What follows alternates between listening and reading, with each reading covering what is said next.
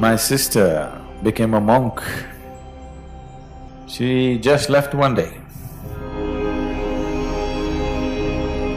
My father just came and sat on one chair. He just wept and wept and wept for 3 days. Nothing wonderful can ever happen if you go by those emotions. You wouldn't have a Gautama. Jesus said, I have no mother. That doesn't sound gentle at all. But that's how it is. You have to see whether this is really what you want to do or is it just a whim. There's a place called Hazar Hat Kali. That's an incredibly powerful place. The priestess who is there, wow. She's a goddess herself. Linga Bhairavi is that kind of energy that people could use it for many things. People start thinking that Linga Bhairavi is far more powerful than Dhyana Linga. During a certain phase of the consecration of the Dhyana Linga, I took on a completely different kind of attitude, which some people loved and some people were terrified of. So Linga Bhairavi will be somewhat like that. The way you think is the way you emote. Emotion is just the juicier and heavier part of the thought. Emotion doesn't need any handling. If you keep your thought on track, emotion will follow. Namaskaram, Sadhguru. How do I make my family understand my longing for the ultimate without hurting them? Oh.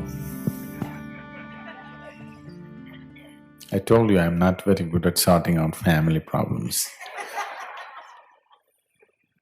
Even within my own family, I never could handle the drama.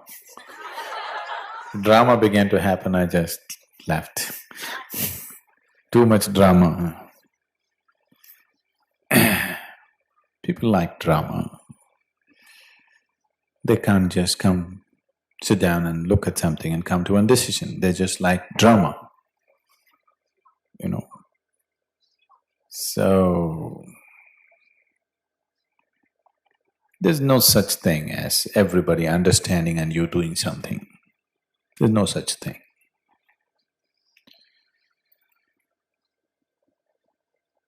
How do I do it as gently as possible is something that you have to see.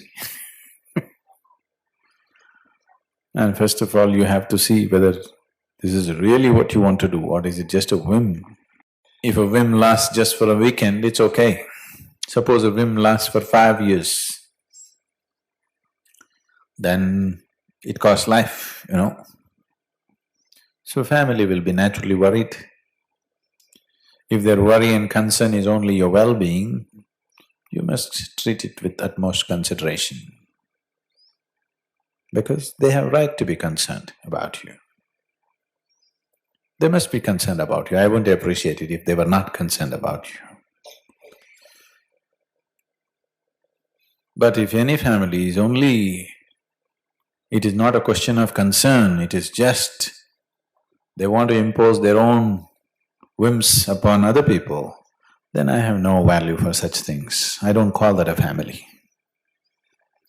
So, if it is just an imposition that somebody is doing around you, for anybody I'm saying, that means you don't really have a family. If it is they're concerned, that we must appreciate and see how to handle. It must be considered. It's very important that you don't just throw it aside. It needs to be considered. But there is a point beyond which people may believe that they're concerned, but it just amounts to kind of madness. Because after all, whatever our children, what they're going to do, we don't know. When they go out, you don't know what they will do. When you go out, you don't know what somebody else may do to them, or you don't know what the hell may happen to them. This is an everyday thing, isn't it? Isn't it so? If you want to think about it, what's going to happen, it'll drive you mad. That is so for any parent. So, there is a point where concerns ends and madness begins. If it is going towards the madness, then we have to break that also. But concern is good, it must be there. A young person is going to do something which is very different from what everybody is doing, so they are little afraid and concerned, da. It's fine, but it must stop somewhere. And above all, you must know whether you are 100% clear about what you're doing. It should not be a whim.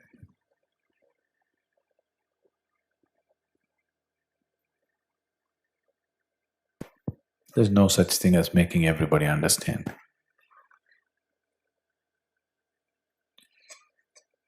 I don't believe that even today. My family understands even today. I don't think they approve it even today. She went and met my dad. He doesn't really approve all this nonsense. He still has not pardoned me for not being a doctor. Okay? But because things have grown and things have happened, he's sort of given in, okay.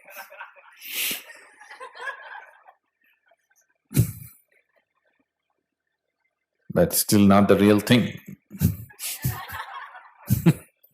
Okay? So, there is no such thing as making everybody understand. So, if I should not hurt my father, you understand? I wouldn't be here and your father wouldn't have any problems either.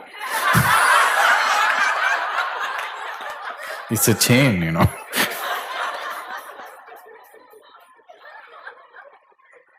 I remember my sister became a monk. She just left one day. She was telling them, but they just thought they could just brush her aside and somehow get her married. So they went to Bangalore. We are living in Mysore, they went to Bangalore. So they were constantly looking for alliances to fix up. Nothing was coming together. So when they went to Bangalore, she thought anyway they're again going for the same purpose and she left. In the morning she was going for some, some typing classes and things. She left and then she said she's going to the Ramakrishna ashram for some function and she's supposed to come back in the evening. But she just left. But I knew she's going. I was the only one who knew that she's leaving. Because many times I had planned to leave the house. We were building a boat and I thought we are going to sail to Tahiti. So we were always planning to leave and sometimes we thought we would just go off to Bombay. At that time Bombay was something, okay, in our minds. We thought we'll get onto some ship and go away somewhere. Me and my friends planned we will get onto a ship and go as a crew and go somewhere to some other part of the world.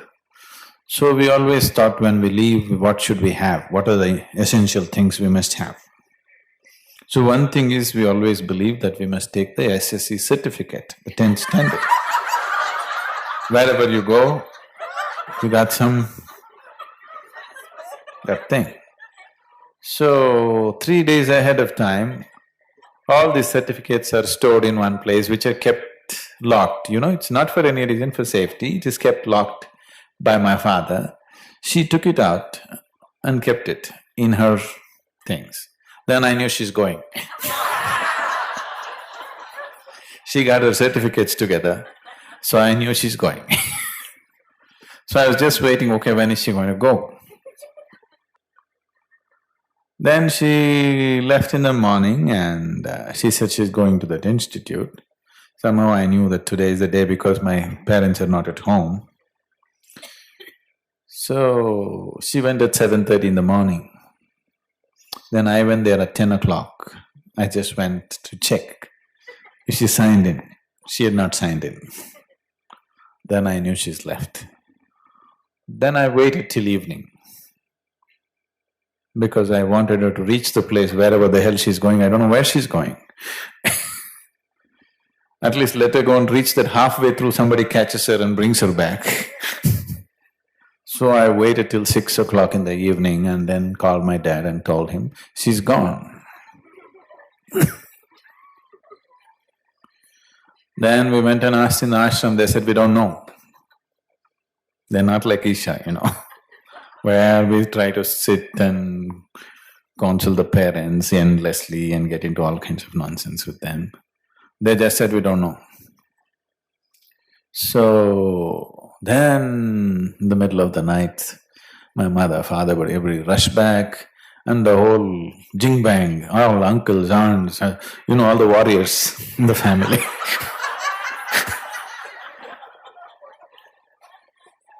They all came, big noise. I remember my father just came and sat on one chair and he just didn't get up from that place for 3 days. He just sat there. I'd never seen him like that. He just wept and wept and wept for 3 days. He just was almost paralyzed, he just sat there. I know the man went through enormous pain. So they went, she had gone to Kerala, Trishur, so this whole army of people went there. They said, we're going to do this, we're going to do that. And they went there. There they went and they didn't open the gates. They just stood at the main gate for 2 days and they came back. They just didn't open the gates. So this whole brave army that went, totally defeated, they came back. And my dad just sat like this. 3 days. And after some time, of course, he recovered and this and that. He was totally heartbroken. But now, after a year or so, he's extremely proud of her. He's very proud, he's talking to everybody, my daughter, like she's taken sannyas. He's suddenly very proud. So, I don't want to discuss me. I'm not talking lightly about their emotions and their pain and whatever. But if you go by that, nothing will ever happen on this planet. Nothing worthwhile can ever happen on this planet if we go by those emotions. Nothing new can ever happen. You wouldn't have a Gautama. You know what Jesus said? He was in a crowd of people and somebody said, your mother has come, make way, his mother is coming. Jesus said, I have no mother. Who is that woman? That doesn't sound gentle at all. But that's how it is. So, there is a point till which you consider the concern of people around you. When concern becomes madness, you have to do something about it, otherwise nothing new can ever happen on this planet. No growth can happen, nothing wonderful can ever happen if you go by those emotions. So it's an individual thing, I'm not trying to put everybody in the same perspective, but if you are so sure what you're doing, you must talk to them. Talk to them, talk to them, talk to them, talk to them, till they're frustrated and say, get out. I hope parents don't go through the kind of things the way my dad went through it. He went through it real bad, real bad.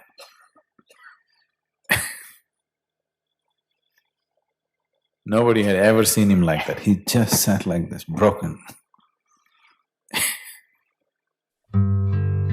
Namaskaram, Sadhguru. How can I handle my emotions gracefully? How to handle emotion? The way you think is the way you emote. If you think something is good, sweet emotions will come forth. If you think something is horrible, nasty emotions will come forth. It's not any different. Emotion is just the juicier and heavier part of the thought. This is dry and light. You can think whatever you want, but with emotion it's heavier.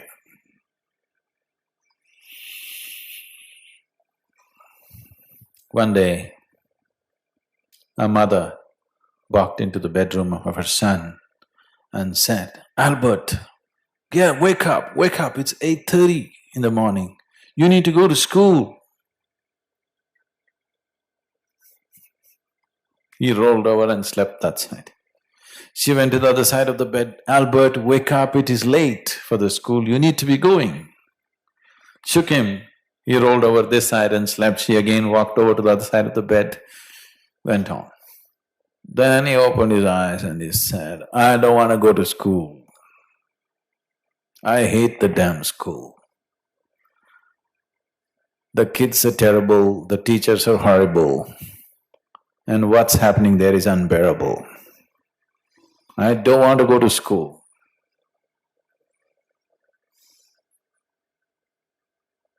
Then the mother said, "Albert, you are 43 and you are the headmaster."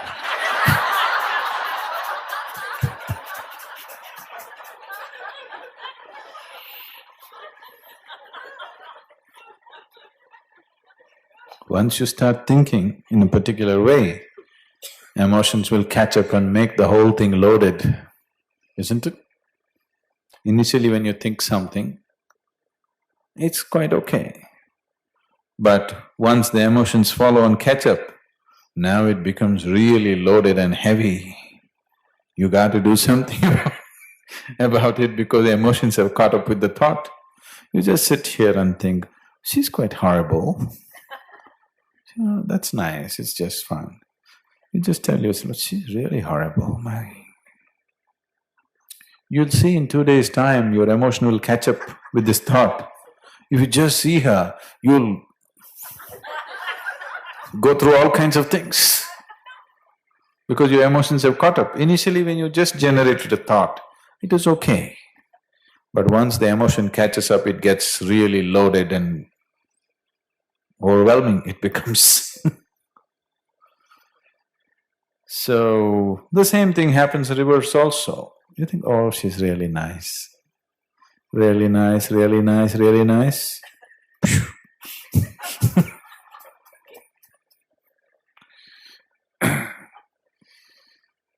So, there's no emotion, doesn't need any handling.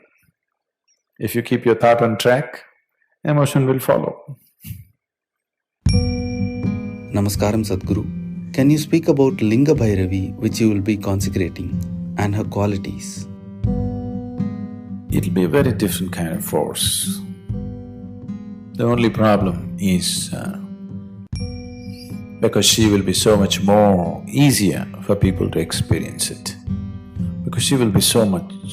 it'll be raw energy, it'll not be subtle like Dhyanalinga. There is a possibility people start thinking that Linga Bhairavi is far more powerful than Dhyanalinga and it may attract more crowds than Dhyanalinga. But that's not right. Why I'm saying this is, anything in the world, the subtler things always attract less people than grosser things. I'm not saying Linga Bhairavi is gross, but she's raw energy. People can feel that so much more easily, and people can use that for their material well-being much better than Dhyanalinga. Linga Bhairavi is that kind of energy that people could use it for many things. Dhyanalinga is not available for such things, it's of a completely different nature. So she may become more popular. I fear that she may. Right now, a lot of people are saying Tirtha Kund is more powerful than Dhyanalinga. They only come and take a dip and go. Lot of people. This was prepared only as a preparation for that.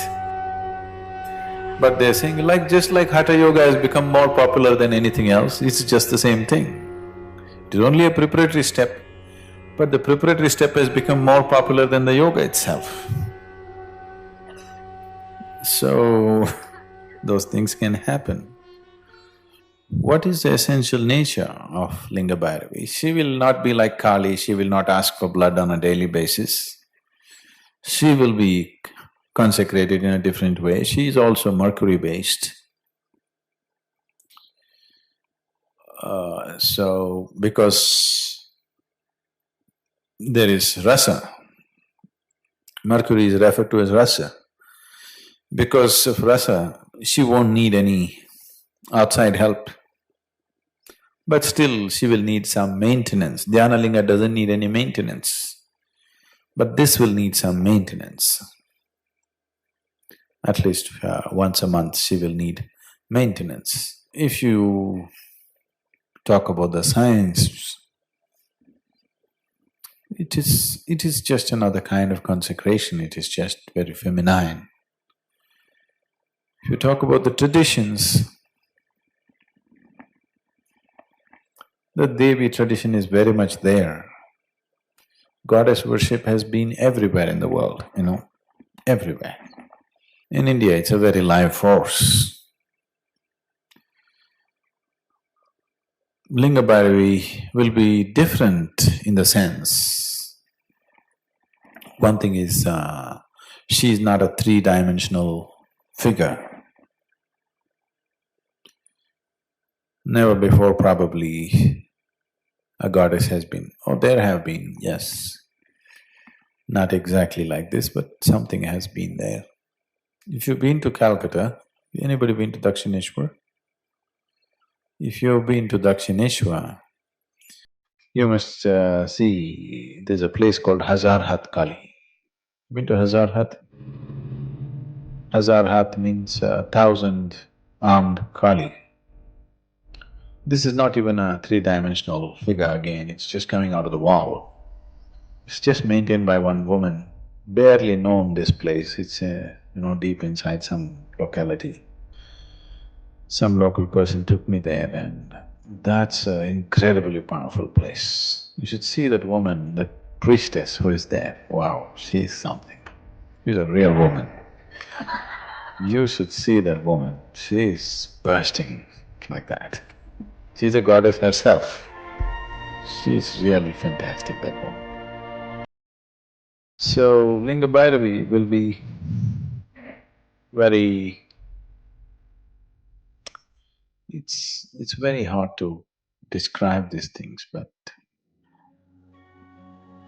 during a certain phase of the consecration of the Dhyana Linga, I took on a completely different kind of attitude and character and energy about myself, which I was just trying to adjust my system to… part of it to turn feminine. Because I was trying to play somebody else's role and fulfill that. At that time I took on a particular kind of form which was… which some people loved and some people were terrified of. So Linga Bhairavi will be somewhat like that. Some people will fall in love with her, some people will be terrified of her. But nobody can ignore her, she will be like that. A woman should not be ignored, isn't it? You must shun her or you must love her, not ignore her. And this is going to be a very powerful woman. Womanhood in a very essential way, in a very raw way.